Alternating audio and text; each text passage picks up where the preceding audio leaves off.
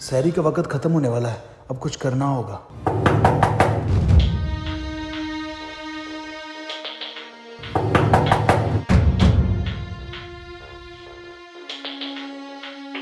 भाई साहब, वो ना सहरी का वक्त मुकम्मल होने वाला है, तो आप मुझे कोई खजूर वगैरह दे देंगे ताकि मैं ना अपना रोज़ा रख सकूं। अच्छा भाई, 1 मिनट रुके।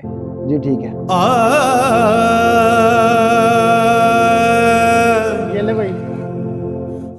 बहुत शुक्रिया भाई।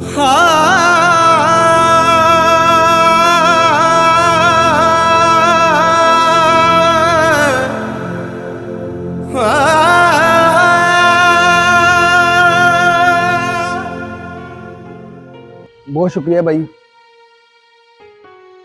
अल्लाह पाक आपको इसका अजर दे। अभी अज़ानें होने लग गई हैं, वरना मैंने आपको खाने का भी पूछ लेना था। बहुत शुक्रिया भाई, बहुत शुक्रिया। वो मौला सबकी सुनता है, वो मौला सबकी सुनता है।